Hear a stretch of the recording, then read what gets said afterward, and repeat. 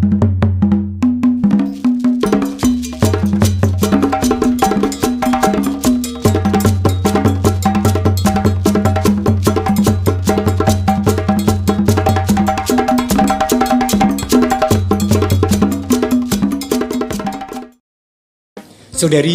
yang dikasihi oleh Tuhan, selamat merayakan anugerah kehidupan. Tuhan memberkati. Saudari-saudara yang dikasihi Tuhan, saya ingin bercerita tentang pengalaman beberapa hari kemarin. 3 minggu ini saya sudah berada di Wonogiri. Kemudian saya mulai menciptakan kekerasanan diantaranya dengan mengenal situasi dan daerah dan kemudian mengembangkan hobi. Salah satu hobi saya adalah bercocok tanam. Maka saya mencari toko, membeli pot, membeli pupuk, membeli media dan aneka hal. Nah, yang menarik adalah dialog antara saya dengan si penjual pupuk dan media tadi. Saya di sini biasa orang bertanya, berdialog ketika jual beli. Si penjual bertanya kepada saya, "Bapak dari mana? Kok saya belum pernah lihat?" Dan saya bilang, "Oh, saya orang baru di kota Wonogiri." "Oh, Bapak tinggal di Wonogiri?" "Iya, saya mau tanam-tanam ini." "Bapak pensiunan ya?"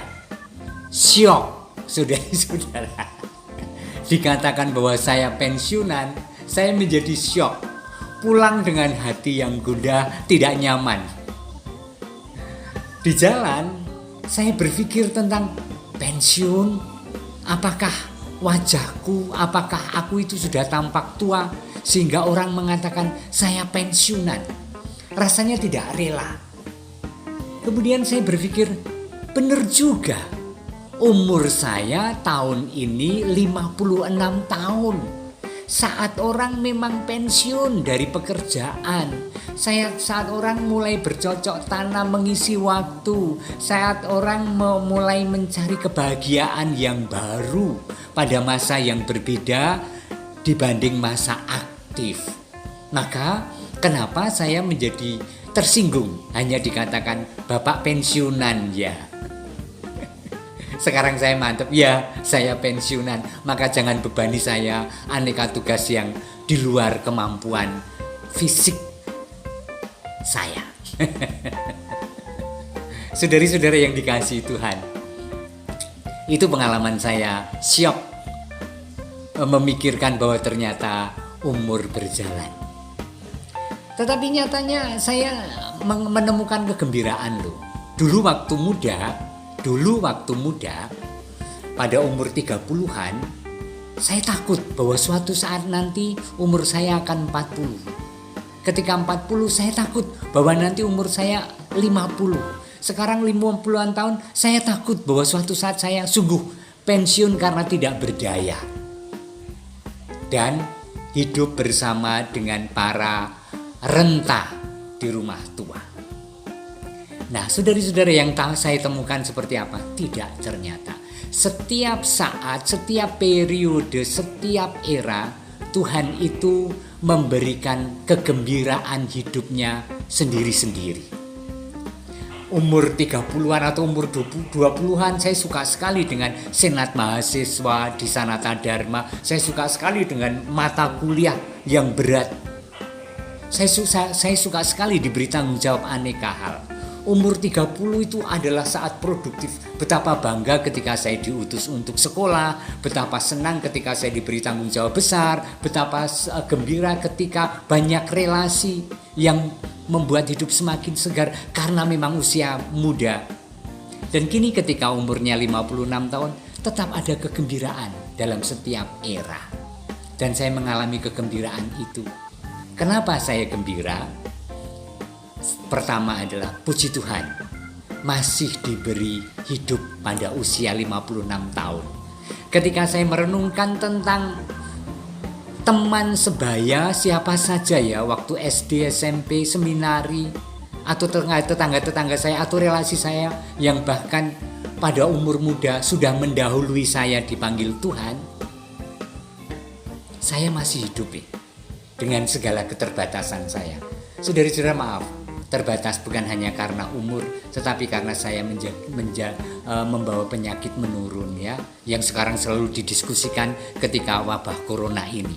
Tidak boleh ini, tidak boleh itu karena penyakit yang diderita, dan saya termasuk di dalamnya. Apakah itu mengurangi kegembiraan hidup saya? Tidak.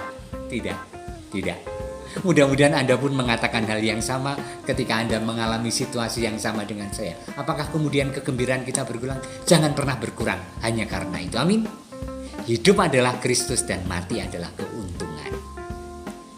Nah, saya ingin men-sharingkan kegembiraan saya berkaitan dengan sapaan Tuhan melalui kitab Yesaya. Yesaya 46 ayat 1 sampai 4. Sampai masa tuamu aku tetap dia, dan sampai masa putih rambutmu aku menggendongmu. Aku telah melakukannya dan mau menanggung kamu terus. Aku mau memikul kamu dan menyelamatkan kamu. Firman Tuhan untuk kita yang merasa mulai renta, sakit-sakitan, dan umur semakin bertambah. Sayang, opo kowe krungu cerita hatiku, mengharap engkau kembali. Sayang, nganti memutih rambutku, bakal luntur tresnaku.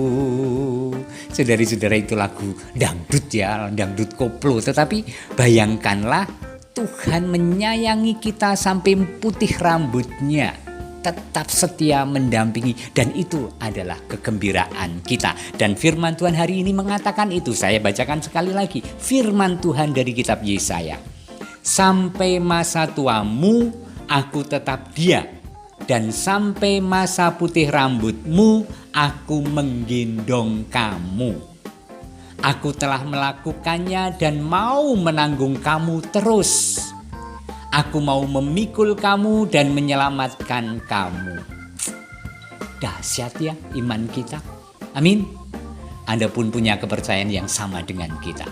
Allah yang selalu setia, bukan hanya ketika kita mengalami masa produktif sehingga bisa mengerjakan banyak hal, mengabdi dengan banyak orang, melayani dengan aneka kesempatan, bukan. Tetapi juga ketika kita rentah, ketika kita sudah tidak berdaya, ketika kita sudah tidak sekuat dulu. Allah setia di masa terbatas kita.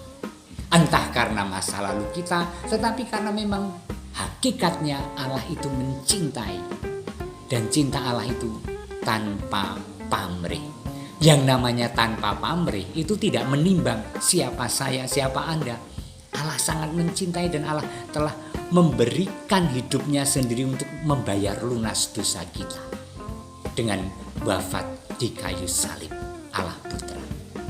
Maka saudara-saudara, ayo dalam keterbatasan hayatilah dan alamilah Allah yang setia, Allah yang mencintai, Allah yang menemani, Allah yang bahkan menggendong kita. Menggendong lu ya, dibopong lu ya. Mari kita berdoa.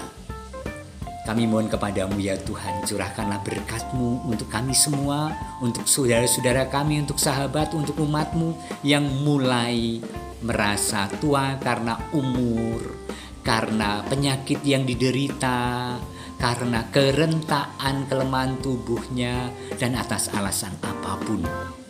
Kami percaya Engkau selalu menjadi pelindung dan benteng pertahanan. Kami percaya bahwa Engkau menjadi kekuatan dan penghiburan dikala hidup lelah dan letih, dikala penyakit menggerogoti, dikala menjadi sepi dan sendiri. Curahkanlah berkat-Mu yang selalu menyertai dan menjadi kekuatan kami semua, Bapa dan Putra dan Roh Kudus. Amin.